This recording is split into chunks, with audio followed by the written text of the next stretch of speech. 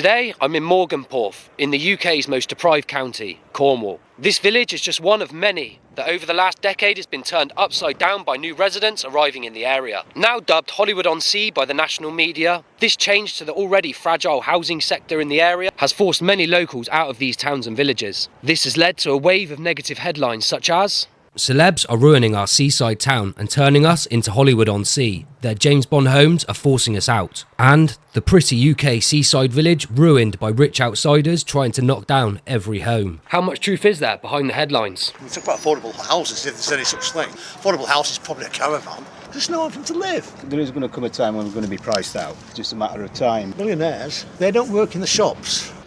So it's the tourist off-season here in the UK. It's February, it's winter time. Like many of the towns and villages in Cornwall, this place turns into a ghost town during the winter months. Many of the properties here are owned as second homes or holiday lets, so during the winter time, there's just nobody here. During my research for this documentary, it became apparent that in many of the towns and villages in Cornwall, nearly half of the houses lay unused during the winter months. This is down to the high numbers of second homes in the area and holiday lets.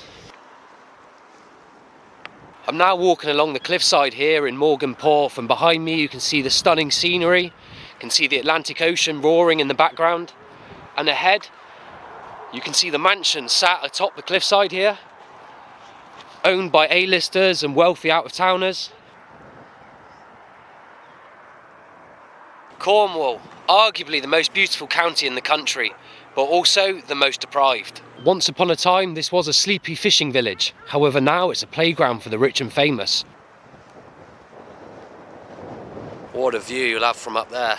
Over the last decade, the county of Cornwall has seen a massive change to its already fragile housing sector. Cornwall now has more second homes and holiday lets than anywhere else in the country, and the margin is enormous.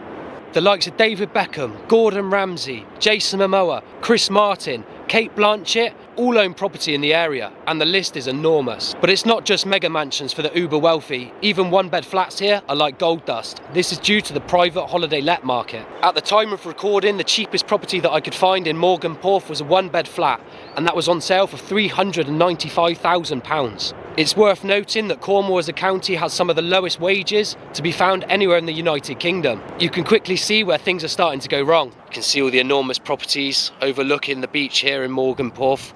I'm going to try and head up the cliff, see if I can walk alongside them, get a closer look. Just approaching one of the private beach entrances to one of the mansions here.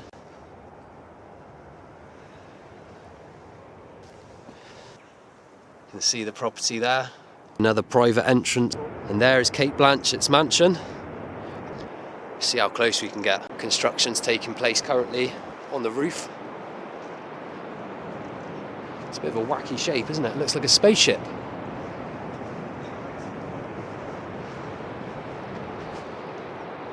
Not a bad view though, is it?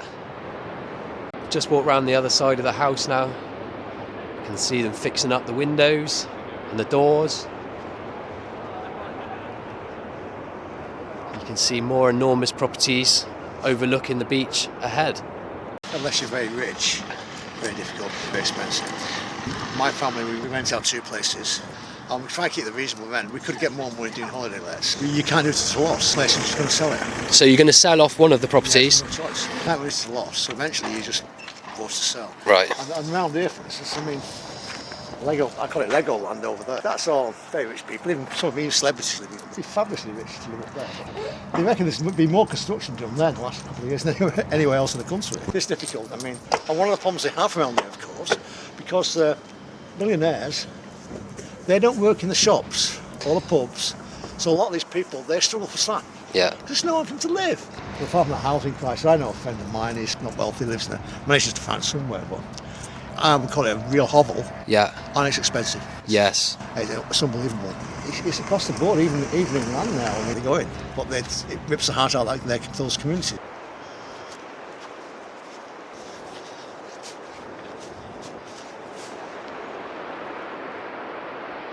You can see the architecture, it's like something out of Grand Designs, overlooking Mawgan Porth here. I want to let you in on a little secret.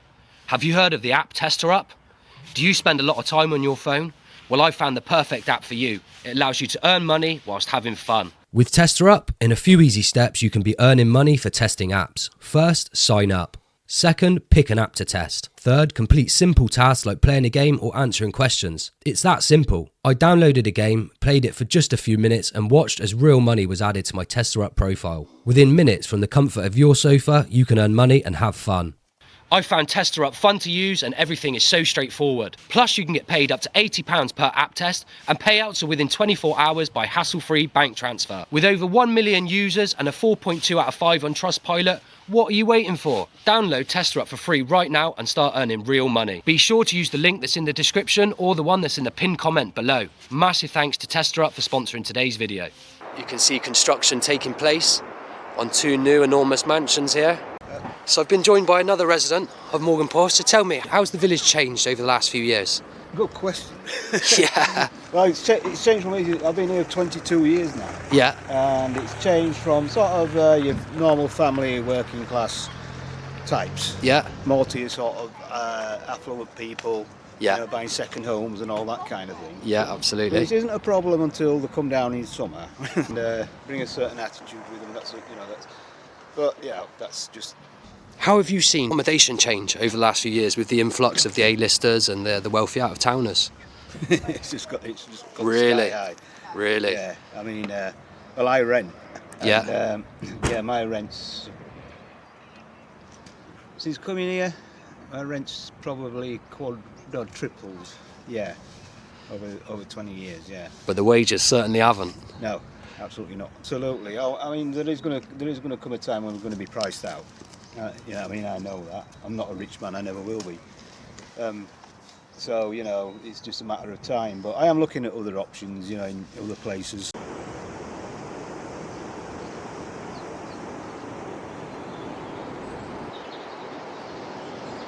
I have to be honest, it's quite nice walking around Mawgan Porth. It certainly makes a change to wherever else I've been in the United Kingdom. This place is a bit of a breath of fresh air, to be honest. I'm almost at the top of the cliffside now. You can see 2 enormous properties overlooking the beach with the most incredible views. Just beautiful. It's a really tough one, isn't it? Because can you blame them for purchasing property in such a stunning location such as this? You can't really, can you? But the harsh reality is the average person will never be able to afford to live in an area such as this. Much of the employment in Cornwall is tied to the agricultural and tourist sectors. And as we all know, these sectors are struggling massively. Just surviving, paying rent and paying your bills has become a huge struggle for many of the local Cornish. I mean, you know, you can come here in the evening, you find there's nobody here, hardly anybody. This is like, there's no locals here, there's no one living here. I live up the hill and I just come down to the pub and a bit of a walk. And the only people you find here during the day, because it's a walking group, people walk the dogs on the beach. But if you come in the evening when it's getting cold, there's just nobody lives here. Nobody, it's like a total ghost town, isn't it? Ghost town, yeah. Yeah. It's like, we talk about affordable houses, if there's any such thing. Affordable house is probably a caravan. Everything costs, the land, the building materials, the labour. So people like, they build stuff, yeah, but it's luxury houses, millionaires. And you look very carefully as well. Some of the places are obviously, they're far too close to the cliffs. They're very close to the cliffs, yeah. One of the cliffs, when they did the piles right in, there's all new cracks appeared in it. So it's causing huge damage to the environment as well, having all the properties. Well, that's another thing. If you massively increase all the houses and that, you've got to increase the infrastructure. Absolutely. You know, the sewage system and everything, water, is built for like 40 years ago. It's not fit for purpose now. So I wouldn't swim in the sea. I'm not too old now, but I won't swim in the sea now. Yes, yeah, well I have made a video about that. I really would. You've got to be. It's dangerous. Yeah, it's a nightmare. They built places like Nansledden in Newquay. I just got jammed the sods in. Because you can see it in 10 years' time. See that kind of thing being done in the north in the past. 10 years' time, it'll slow. They cram them all in. They need to spread things out a bit. But anyway, nice talking. Bless you, mate. Thank you ever so much for your time today. I really appreciate that. Many of these mansions look like spaceships, if you ask me. Wacky designs. Looks like it's built out of containers of some kind or something along those lines. Sorry? Who's this one for? Top secret. Within a short 10-minute drive, you could be in some of the most deprived areas within Cornwall. And these areas actually fall within the top percentile of deprived areas within the United Kingdom. It's such a tale of two halves. On one hand, you've got extreme wealth, and on the other, extreme poverty. I hate to ask, but it's so important. When I film content like this, showing you the realities of life for communities around the United Kingdom, I want it to go out to as wide an audience as possible. And with your help, we can do that. Thank you guys. You can see the property down there is due for demolition. Many of the properties that get purchased end up actually being demolished and then rebuilt. You can see here the planning permission notice. So you can see there is a real restructuring of the housing market taking place here in Mawgan Porth. Many of the older properties are being ripped down and in their place multi-million pound mansions. Honestly, all I'm coming across is empty properties with construction workers in them. More property under construction here, overlooking the river's mouth. Give it a few years with all this construction taking place and the place won't even resemble what it used to be. The place is turning into a playground for the rich and famous, and it's forced many of the local Cornish out of the area. If the locals can't afford to live here, where are they living, I hear you ask? Well, over the last 5 years, there's been an unprecedented rise in the amount of local Cornish folk living in caravans and vans on the outskirts of these towns and villages. It's a very common occurrence now when you pull into a car park in Cornwall or a lay-by to see many caravans and van lifers. It seems van life and caravan dwelling is their only option.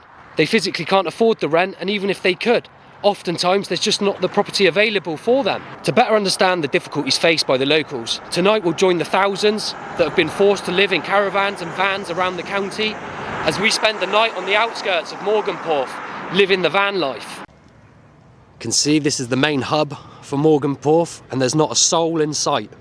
Nobody. Not one person. There's a few cars, and I'm assuming they are the business owners. Betty's News. You can see Betty's Surf Shop, the Catch, pub and coffee house. Hello guys, you down on your holidays? No, we're just down here for a break, but it's not a holiday. Oh, nice. Are you locals? No.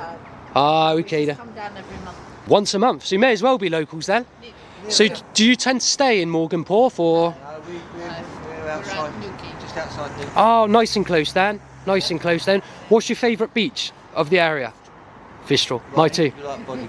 Yes, well you can tell with my hair, so I am a bit of a surfer. There you go, nice one. Enjoy your time today. Bless you guys.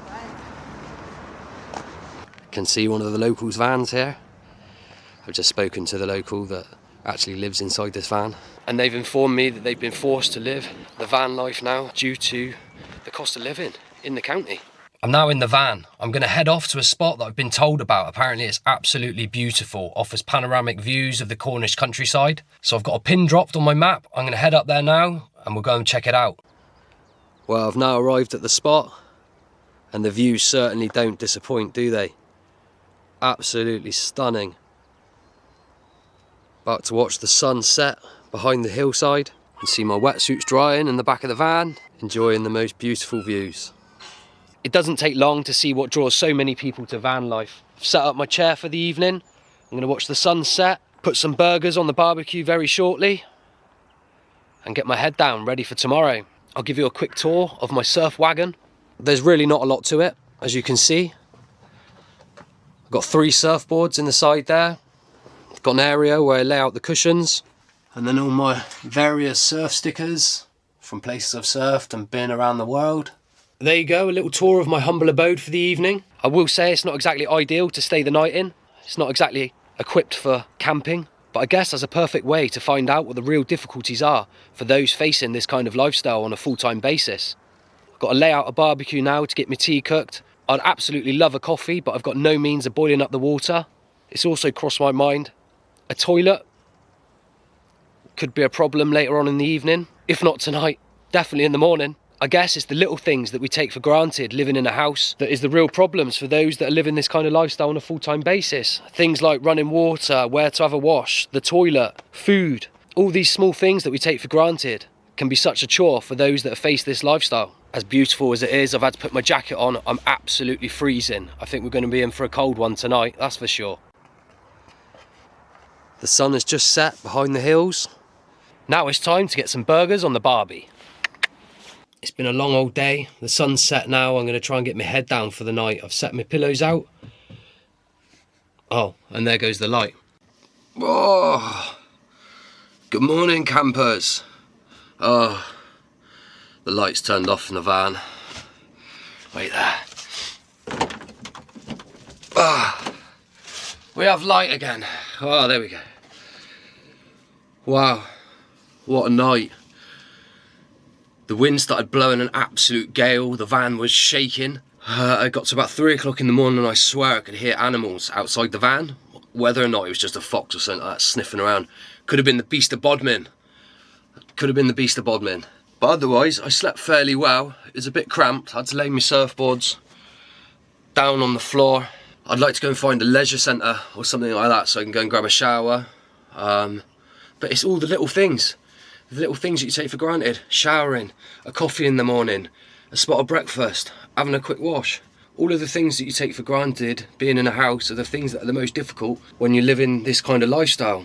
3, 2, 1.